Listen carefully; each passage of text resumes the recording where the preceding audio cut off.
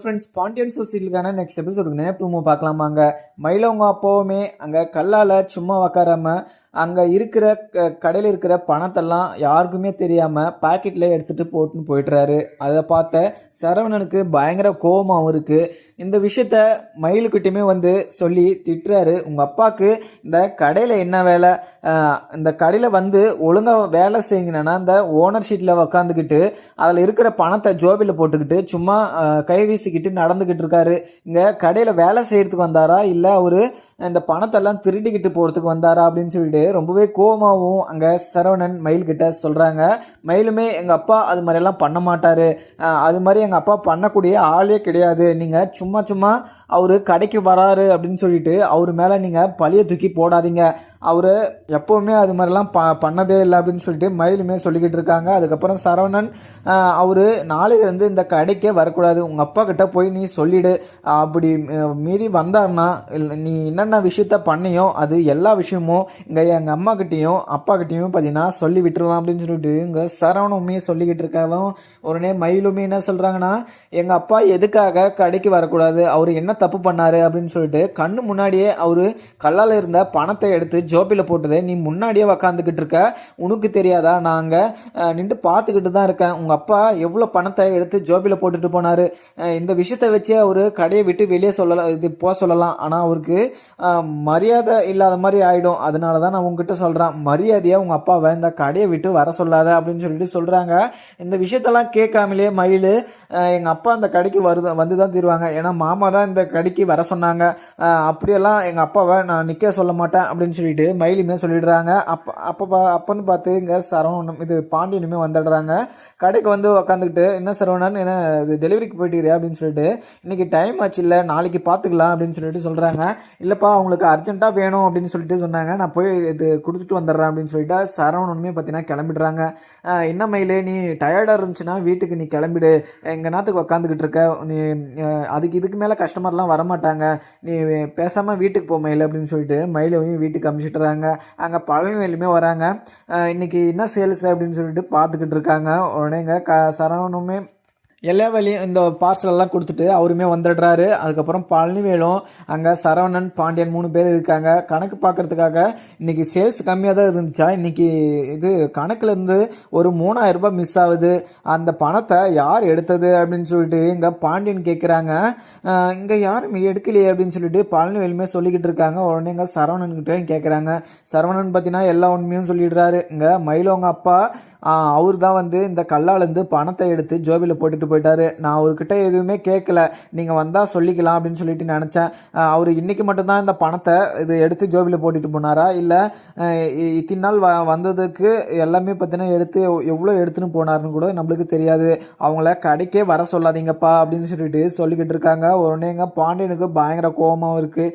ஏன்னா அங்கே எழுதி வச்சா கணக்கு தெரியும் அப்படின்னு சொல்லிட்டு அந்த செலவெல்லாம் எழுதி வைக்காமலே அங்கே எவ்வளோ துட்டு வெளியே போகுது எவ்வளோ துட்டு உள்ளே வருதுன்னு சொல்லிட்டு நம்மளுக்கு தெரியுறதில்ல, அதனால் அவங்க இந்த பணத்தை எடுத்துகிட்டு போகிறதுக்கு நிறைய வாய்ப்பு இருக்குப்பா, நாங்கள் வேலை செஞ்சுக்கிட்டு இருக்கும்போது நான் பார்த்தேன், யாருக்கும் தெரியாத பார்த்துட்டு எடுத்து ஜோபில் பணத்தை போட்டுட்டு அவர் பாட்டுக்கு எழுந்து போயிட்டாரு, இது மாதிரிலாம் அவர் எங்கள் கடைக்கு வேலை செய்கிறதுக்கு வராரா இல்லை இந்த பணத்தெல்லாம் அந்த யாருக்கும் தெரியாமல் எடுத்துகிட்டு போகிறதுக்கு வராரா, அவர் பேசாமல் எங்கள் கடைக்கு வர சொல்லாதீங்கப்பா, ஏன்னா ஏற்கனவே பார்த்தீங்கன்னா கடையில் கஸ்டமர் அதிகமாகவும் இல்லை, அவங்க வரவங்களெல்லாம் நாங்களே பார்த்துக்குறோம், உங்களுக்கு இத்தனை ஸ்டாப் வேணாப்பா, இங்கே மயிலும் அவங்க அப்பாவுமே கடைக்கு வர வேணாம், ஏன்னா நாங்கள் 2 பேருமே நாங்கள் பார்த்துக்குறோம் அப்படின்னு சொல்லிக்கிட்டு இருக்காங்க.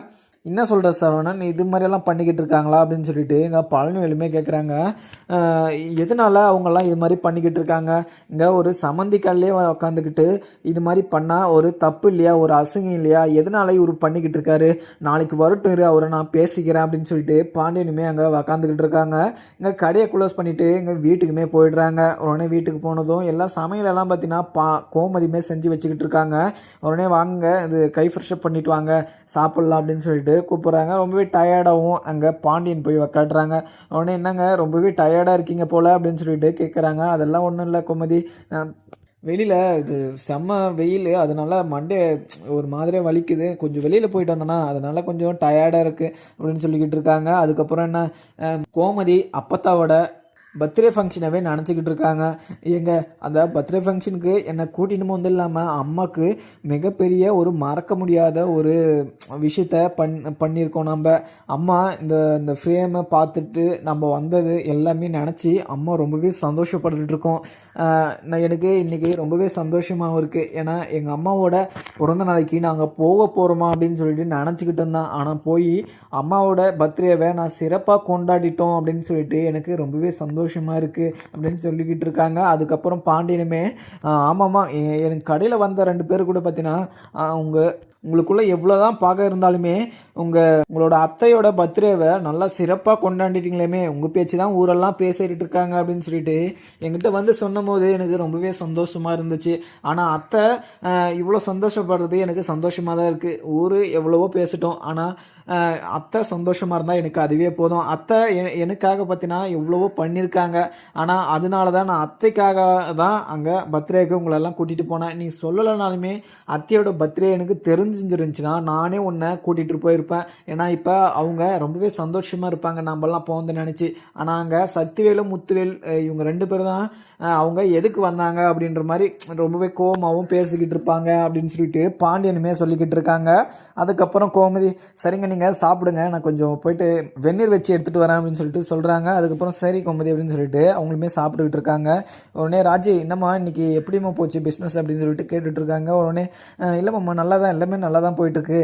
இப்போ நிறைய புக்கிங் எல்லாம் வருது. இப்போ பக்கம் போகிறது கூட நான் டைம் இல்லை, நல்லா ஓரளவுக்கு நல்லாவே போயிட்டுருக்குமாம்மா அப்படின்னு சொல்லிட்டு ராஜுமே சொல்லிக்கிட்டு இருக்காங்க. எப்படியோ ஒன்றுப்பா ராஜு, நல்லா கடை ட்ராவல்ஸ் நல்லா ரன் ஆனால் எனக்கு அதுவே போதும். நீங்கள் சந்தோஷமாக இருந்தால் எனக்கு அதுவே போதும். என் பிள்ளைங்க சந்தோஷமாக இருந்தால் எனக்கு அதுவே எனக்கு திருப்தியான மாதிரி தான். ஏன்னா நான் நல்லா இருக்கணும்னு சொல்லிட்டு அவங்க நினச்சா பத்தாது. ஆனால் நான் அவங்க நல்லா இருந்தால் நான் அவங்களுக்காக தான் வாழ்கிறேன். ஆனால் அவங்க நல்லா இருந்தால் எனக்கு அதுவே போதும் அப்படின்னு சொல்லிட்டு இங்கே பாண்டியனுமே சொல்லிக்கிட்டு இருக்காங்க. உடனே பாண்டியனை பார்த்து ராஜுக்கு ரொம்பவே பார்த்தீங்கன்னா சந்தோஷமாகவும் இருக்குது. ஏன்னா எனக்கு கிடைச்ச மாமா எனக்கு தந்த வரோம் அப்படின்னு சொல்லிட்டு அவங்களுமே பார்த்தீங்கன்னா மனசுக்குள்ளேயே யோசிச்சுக்கிட்டு இருக்காங்க.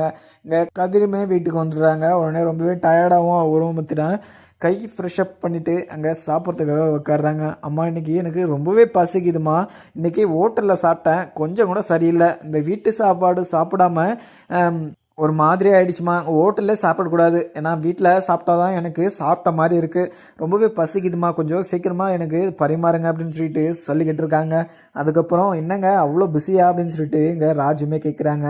அதெல்லாம் ஒன்றும் இல்லை, இங்கே கொஞ்சம் ட்ராவல்ஸில் கொஞ்சம் பிரச்சனை, அதை நான் முடிச்சுட்டு வரதுக்கு கொஞ்சம் லேட் ஆகிடுச்சு அப்படின்னு சொல்லிட்டு இங்கே கதிரிமே சொல்லிக்கிட்டு இருக்கவும் உடனே கோமதி வந்து, ஏண்டா இவ்வளோ அர்ஜென்ட்டாக நீ அதை தான் சொல்கிறது, நீ சாப்பாடை இங்கேருந்து பேக்கப் பண்ணிட்டு போடா அப்படின்னு சொல்லிட்டு, நீ அர்ஜென்ட்டாக டைம் ஆச்சு அப்படின்னு சொல்லிட்டு கிளம்பிடுற, நீ கடையில் சாப்பிட்னா உன் உடம்பு என்னத்துக்கு ஆகிறது, நீ வீட்டிலேருந்தே தினைக்கும் பார்த்தீங்கன்னா கட்டிக்கிட்டு போயிடு, நீ கடையிலலாம் சாப்பிடாத, அப்படி உனக்கு வேணும் அப்படின்னு சொல்லிட்டு என்கிட்ட ஃபோன் பண்ணி சொன்னேன்னா நானே எடுத்துகிட்டு வந்துட போகிறேன், நீ என்னத்துக்கு கடையில் போய் சாப்பிட்ற அப்படின்னு சொல்லிட்டு கோமதி சொல்லிக்கிட்டு இருக்காங்க. உடனேங்க குமார சக்திவேலும் முத்துவேலும் ரொம்பவே பார்த்தீங்கன்னா கோபமாகவும் அங்கே திட்டிக்கிட்டு இருக்காங்க.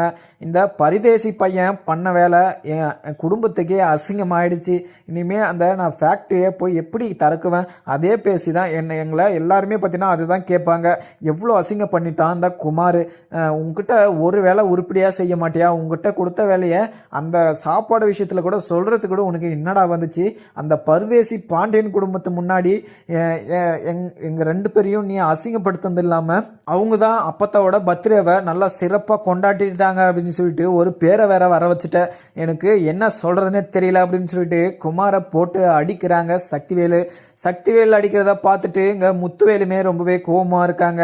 ஏன்னா சக்திவேல் அடிக்கலைன்னா இங்கே முத்துவேலே அடிச்சுக்கிட்டு இருப்பாங்க.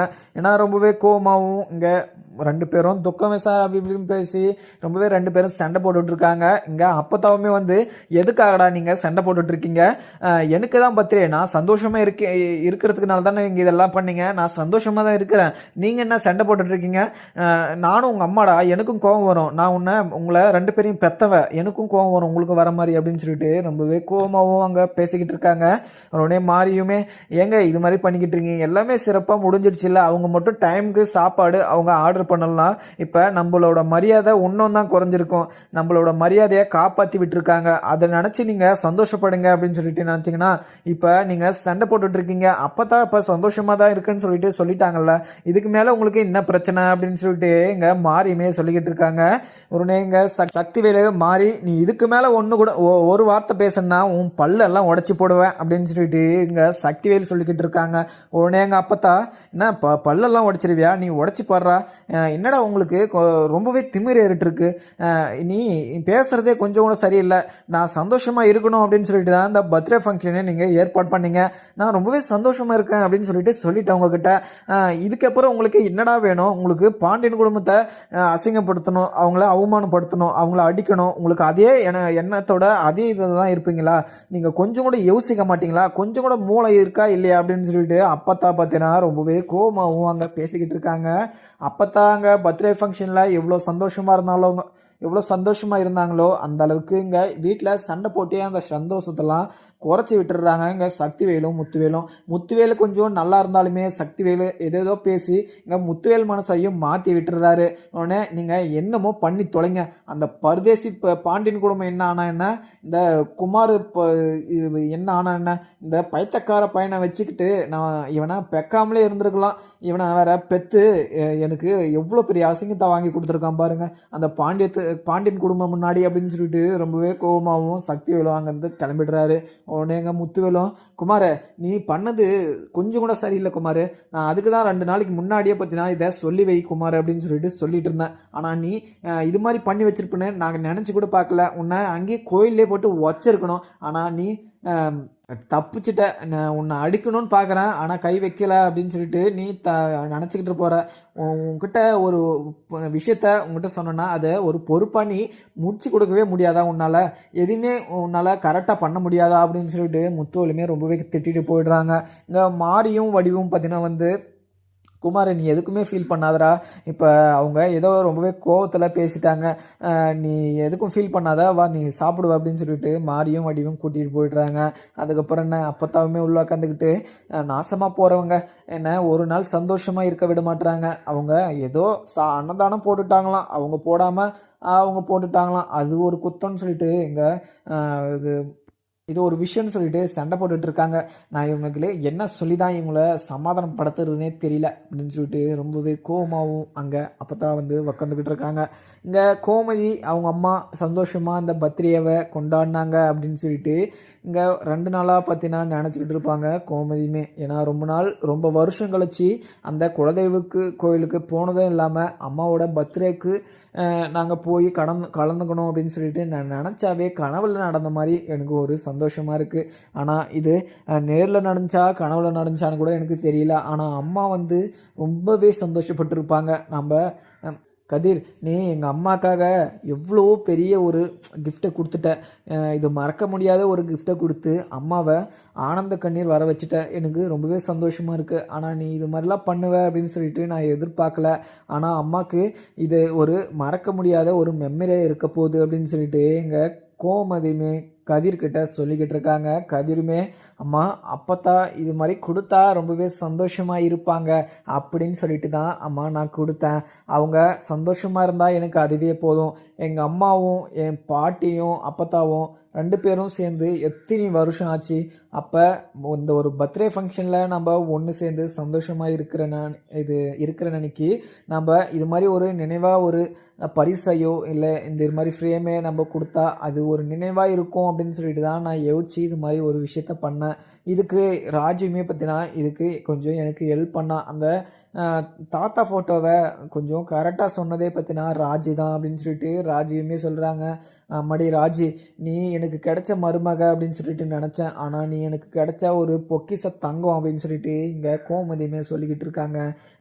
அதுக்கப்புறம் அந்த சந்தோஷத்துலேயே பார்த்தீங்கன்னா அங்கே கோமதியுமே பேசி எல்லார்கிட்டேயும் சந்தோஷமாக இருக்காங்க. பாண்டியன் ரொம்பவே யோசிச்சுக்கிட்டு இருக்காங்க, எதுக்காக அவங்க இது மாதிரிலாம் பண்ணிக்கிட்டு இருக்காங்க மயிலவங்க அப்பா அப்படின்னு சொல்லிட்டு யோசிச்சுக்கிட்டு இருக்காங்க. உடனே இவங்களுமே எல்லாருமே இன்றைக்கி கடைக்குமே கிளம்பிடுறாங்க. அந்த சமயம் பார்த்து அங்கே மயிலவங்க அப்பாவும் வராங்க. வந்ததும் மயிலுமே வந்துடுறாங்க.